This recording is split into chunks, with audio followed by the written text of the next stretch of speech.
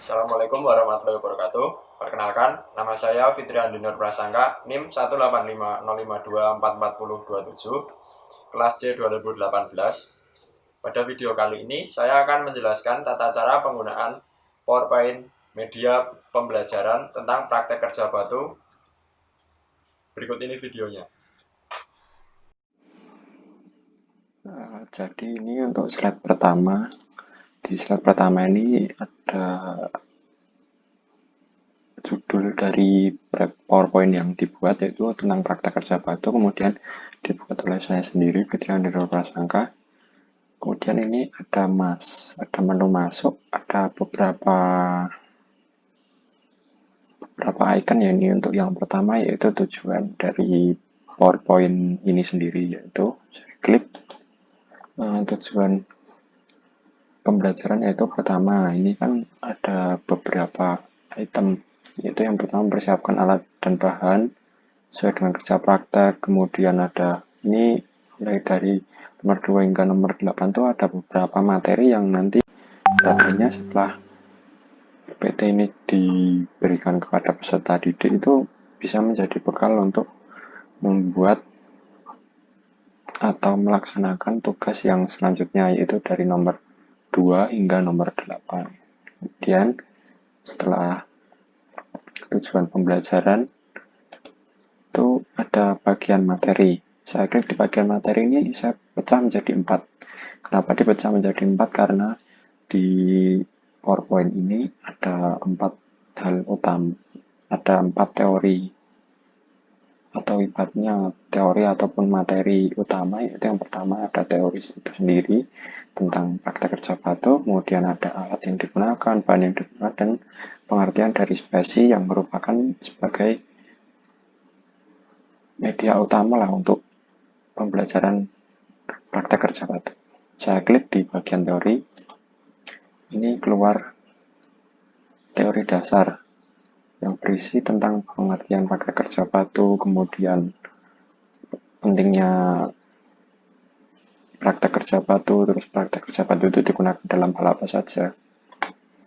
Kemudian back ada setelah itu, yaitu alat. Ini berisi gambar-gambar tentang alat-alat yang sering digunakan dalam praktek kerja batu. Ada ember, benang, nilon, kemudian paku, waterpas, siku L, ada sekop, ada unting-unting, ada gerobak untuk mengangkut pasir, kemudian ada roskam besi, ada cetok, ada meteran, dan mungkin ada beberapa alat yang belum ditampilkan. Itu bisa juga nanti ditampilkan sesuai dengan kebutuhan praktek yang akan digunakan. Kemudian saya back, ini ada bahan yang sering digunakan.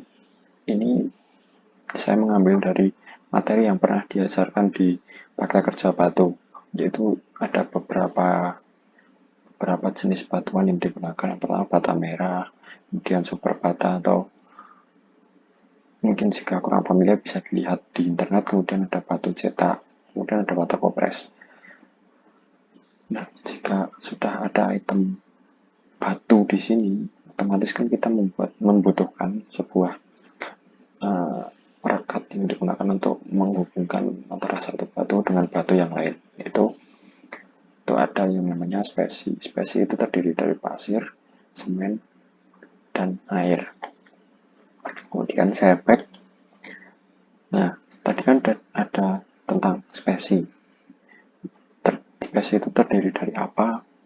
Nah, sekarang akan dijelaskan juga spesi. Spesi itu tadi kan sudah dijelaskan terdiri dari pasir, semen, dan air. Kemudian spesi yang baik itu juga ada persyaratannya. Ini ada 7 persyaratan spesi yang saya cari di beberapa literatur, itu hampir sama kriterianya. Yaitu yang pertama mudah dikerjakan, kemudian cukup lihat untuk dipasang, tidak terlalu cepat mengeras, kemudian kekuatan seimbang dengan bahan pasangan, kemudian baik pengikatan, yang keenam memadahi, dan tanam yang ketujuh sifat menyusut yang kecil.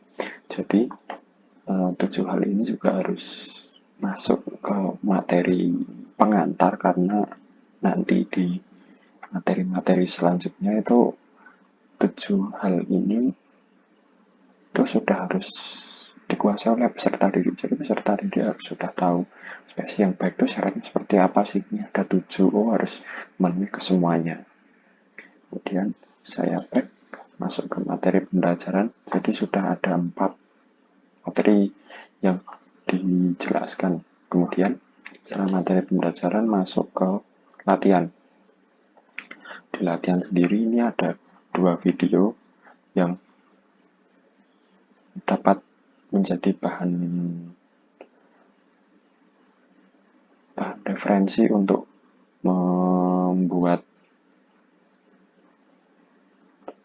adukan semen atau spesi yang kuat. Kemudian di sini juga ada video kedua, yaitu pengaplikasian spesi itu sendiri untuk membuat pasangan tembok.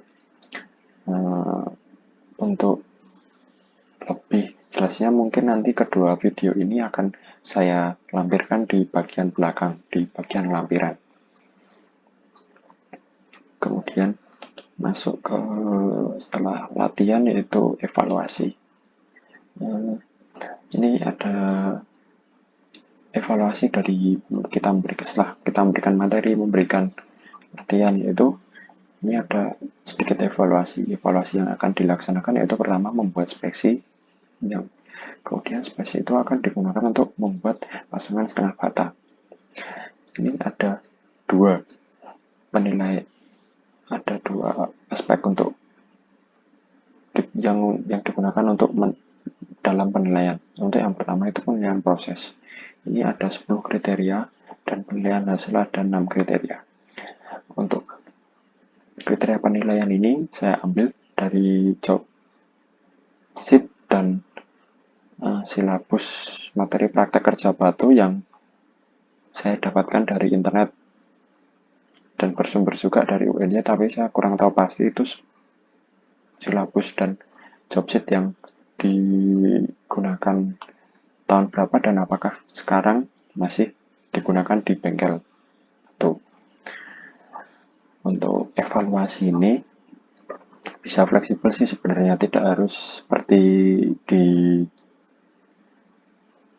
yang ditampilkan, tetapi mungkin harus mencakup dari apa yang dijelaskan tadi dan apa yang menjadi kebutuhan di lapangan sebenarnya.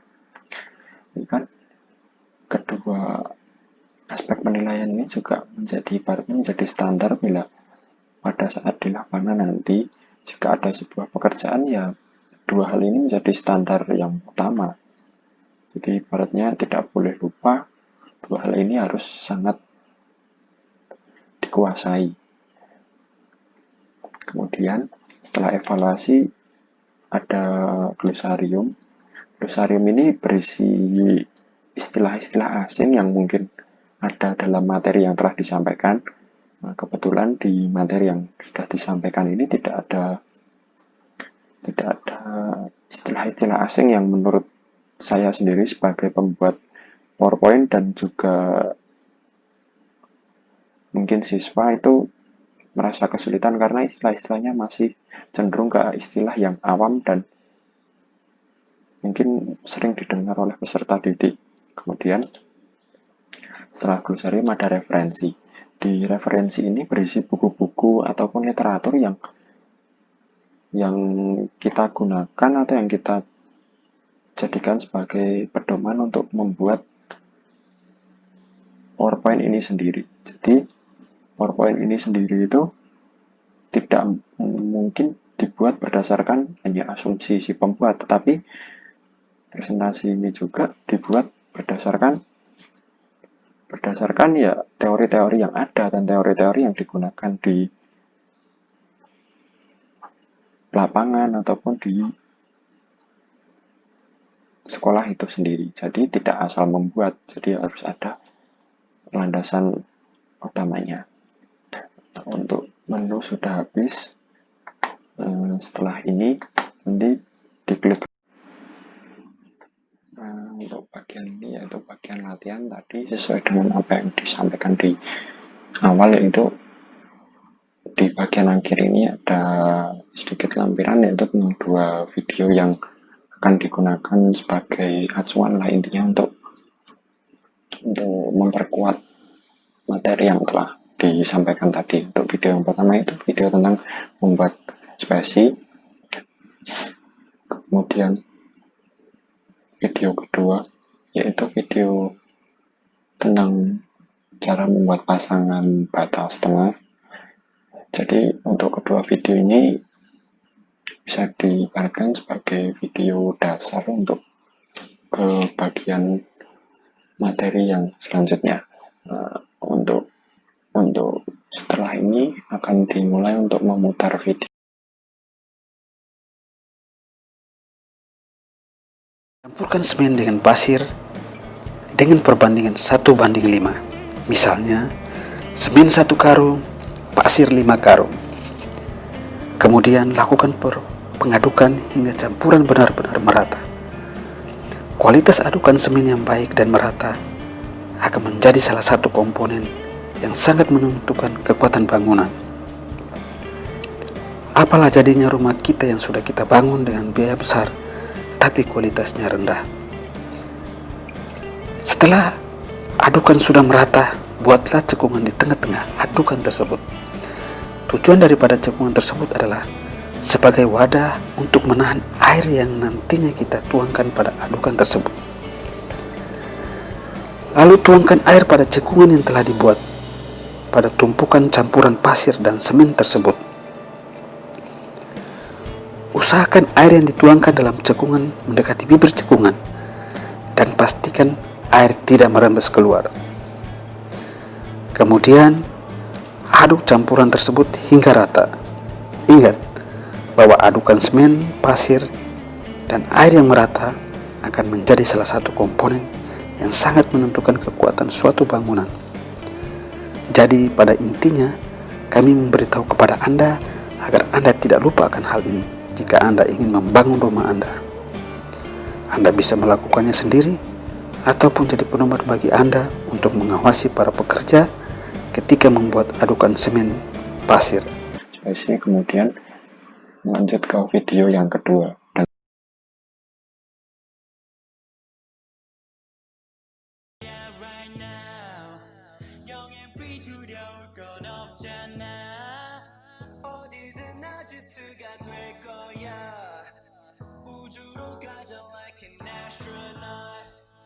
난 준비돼 있어 이미 가방을 다 쌌고 I stayed up all night 설레서 잠도 못 잤어 I'm brave, I'm great 다돼 내가 뭐를 하든 okay 준비, ready, steady 이제까지 going nowhere 따윈 내 맘이 가는 대로 그려 필요 없네 내 발이 닿는 대로 밟아 그래 몸에 내 웃은 소리 like an astronaut 저 깊이라네 저 손에 닿은 듯이 점점 다가오네 그 앞에 다가오면 그저 잡으면 돼 어디든 가면 되니까 어디든 가면 돼 어디든 가면 되네 우주 소리 파면 돼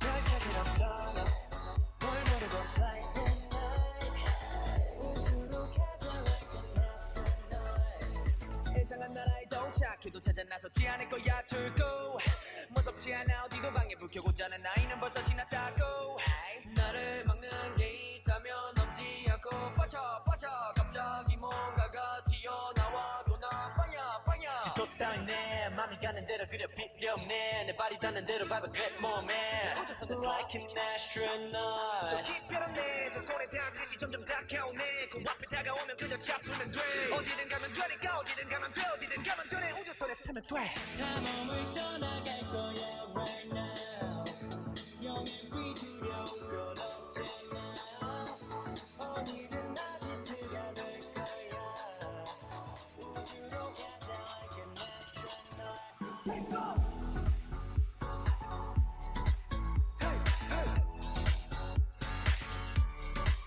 별 찾으러 떠나 뭘 모르고 fly tonight 우주로 가자 like an astronaut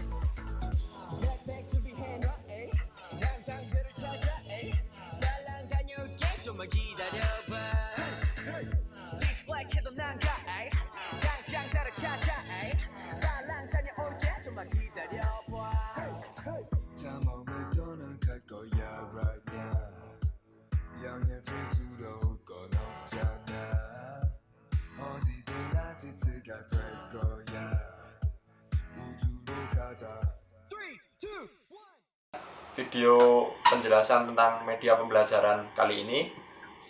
Semoga video ini dapat bermanfaat bagi pembelajaran praktek kejuruan yang akan dilakukan di masa mendatang. Terima kasih. Wassalamualaikum warahmatullahi wabarakatuh.